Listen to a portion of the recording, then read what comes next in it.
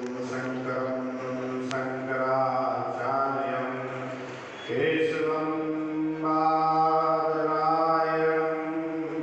सूत्रभाष्यकृतौ वन्दे भगवन्तौ पुनः पुनः। यहाँ पर बधाई सभी देशभक्तों का हार्दिक अभिनंदन एवं वंदनासी गणमान्य महोदय जी। श्री राम दरबार में हम सभी यह सभा का आयोजन कर रहे हैं। अखंड भारत श्रेष्ठ भारत, अखंड भारत होगा तो ही श्रेष्ठ भारत होगा। जो हमारा संकल्प श्रेष्ठ होगा तो अखंड भारत अवश्य ही होगा। क्योंकि विश्व में समाज में जो विकृतियाँ त्रुटि फैली हुई हैं हमें उन्हें मिटाना भी है और अखंड भारत बनाना भी है। क्योंकि जब तक हम त्रुटियों को नहीं मिटाएंगे तो अखंड भारत नहीं बना पाएंगे। इसलिए श्री राम दरबार में हम संकल्प लें भारत माता के समक्ष कि हम सभी अपने घर परिवार सभी के लिए कार्य करेंगे, लेकिन थोड़ा समय अखंड भारत और श्रेष्ठ भारत के लिए भी निकालेंगे। क्योंकि आज हमें आवश्यकता है जाति में नहीं बढ़ना है, हम सभी को साथ मिलकर चलना है। जब हम सभी साथ मिलकर चलेंगे 3600 कौमों को साथ में लेकर चलो। क्योंकि 36 प्रकार की जो जातियाँ हैं वह कोई जाति नहीं है, केवल हमारे सनातन धर्म में वर्ण व्यवस्था में हमको विभाजित किया था। हमको जाति हमारे सनातन में है ही नहीं। जाति एक प्रोपेगेंडा है राजनीतिक। हम हमारे सनातन में केवल 4 वर्ण हैं, ब्राह्मण क्षत्रिय वैश्य और शूद्र। यह वर्ण के अनुसार हमारे प्राचीन भारत में कार्य किए जाते थे, लेकिन आज वर्ण व्यवस्था खंडित हो चुकी है।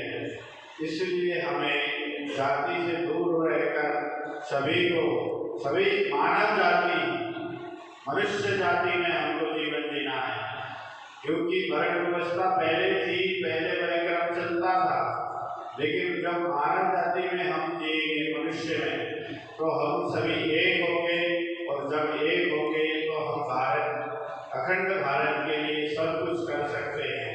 क्योंकि धर्म सभी का है कि यह सनातन धर्म के सिवा पूरे वर्ल्ड के अंदर कोई धर्म नहीं है। आप आज से 3000 वर्ष पूर्व चले जाइए, कोई धर्म नहीं है, केवल सनातन ही धर्म है। कोई जाति नहीं है, केवल 4 ही वर्ण हैं। यह जो विकृतियाँ हमारे समाज में 1947 के बाद आज़ादी के बाद कुछ वर्ष पूर्व फैलाई गई और हमें जातियों में बांट दिया गया।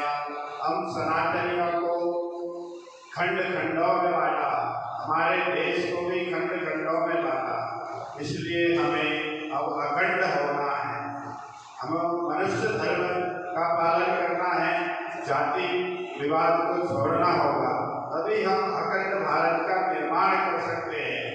निर्माण करने के लिए हमें संग्रहित होना पड़ेगा और अखंड संकल्प की आवश्यकता होगी। तो जब हम सभी संगठित होंगे तो अखंड भारत का लक्ष्य 1947 से लेकर जब हम 100वीं शताब्दी मनाएंगे अपने भारत की 2047, तो अखंड भारत उससे पहले ही पूर्व हो जाएगा। लेकिन हमें उससे पहले जाति वाली जो कूटनीतिक मानसिकता उसे नष्ट करना होगा और हमें सभी सनातन धर्मावलंबियों को एकत्रित करके जातपात को खत्म करके सभी को साथ में आना होगा। तो हम अखंड भारत श्रेष्ठ भारत का निर्माण कर सकते हैं। क्योंकि आज मनुष्य की जरूरत है। एक व्यक्ति कुछ नहीं कर सकता, क्योंकि एक व्यक्ति विशेष के अंदर सामर्थ्य नहीं होता है कुछ भी करने का। वह सभी के सहयोग से कुछ भी कर सकता है। जैसे आज कार्यक्रम किया तो आप सभी आए तो हम भी आए, जब आप ही नहीं आएंगे तो हम हमारा क्या कार्य है। तो उसी प्रकार सभी एकत्रित होंगे तो एक भारत श्रेष्ठ भारत होगा, अखंड भारत होगा। इसमें माताएं, बहनें, जवान, युवा वर्ग का जो है विशेष सहयोग चाहिए, क्योंकि युवा जो क्रांति ला सकता है वह कोई नहीं ला सकता। जितने भी हमारे श्रेष्ठ योद्धा हुए भारतवर्ष में वह सभी जो है युवा हुए। चाणक्य हमारे भारत के महापुरुष हुए, उन्होंने भी एक युवा चंद्रगुप्त मौर्य को उत्पन्न किया और मौर्य वंश का विध्वंस किया, अधर्म का विध्वंस किया। हमें युवाओं में चंद्रगुप्त की छवि चाहिए, महाराणा की छवि चाहिए। हम महाराणा तो नहीं बन सकते, लेकिन महाराणा के गुणों को, उनके कर्मों को, उनके अनुशासनों को अपनाकर, उनके पथ पर चलकर हम देश को विभाजित होने से बचा सकते हैं, देश की रक्षा कर सकते हैं।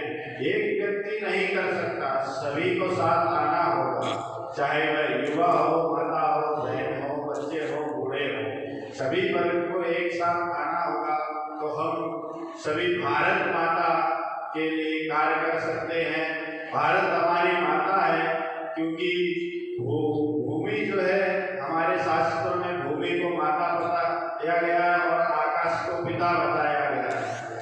तो जल वर्षा आकाश देता है, भूमि हमें अन्न देती है। तो जब तक हम भूमि माता की जो है पूजा सेवा आराधना करके भी हम क्या तपस्या फल के द्वारा यह कर सकते हैं, लेकिन आज का समय त्याग तपस्या का नहीं है। आज का समय है हमें सशक्त होना होगा, बलवान होना होगा। हर युवा को कौशल होना, युद्ध कौशल में पारंगत होना होगा। हर युवा को बुद्धि विवेक में कौशल होना होगा। हमें क्या करना है इसका निर्णय करना होगा, तो हम अखंड भारत की तरफ बढ़ सकते हैं। और अखंड भारत की तरफ बढ़ते हुए अपने योग और ध्यान धारणा, यह तीनों का भी उपयोग करना होगा। तो उससे हमारी बुद्धि विवेक जागृत होंगे और हमें क्या करना है क्या नहीं करना है इसका हम निर्णय कर सकेंगे। हमें किसी के पास जाने की आवश्यकता नहीं होगी, क्योंकि जब हम ध्यान योग प्राणायाम करेंगे तो स्वयं हम विवेकशील होंगे। तो संतों की शरण में जाएंगे, बड़े बुजुर्गों की शरण में बैठेंगे, तो हम स्वयं सामर्थ्यवान हो जाएंगे कि हमें क्या करना है क्या नहीं करना है। क्योंकि आज के समय में युवा वर्ग को नौकरी ढूंढने के चक्कर में कितना समय लग जाता है, लेकिन जब हम योग ध्यान प्राणायाम ईश्वर भक्ति में करेंगे, एक कुशल योद्धा होंगे, तो स्वयं नौकरी हमारे पास चल कर आएगी, हमको नौकरी के पास नहीं जाना पड़ेगा। इसलिए सशक्त बने, शिक्षित बने, देश भक्ति को अपने अंदर जागृत रखें, धर्म की भक्ति को जागृत रखें, जातियों में ना बटे, एक दूसरे के प्रति भेदभाव ना रखें।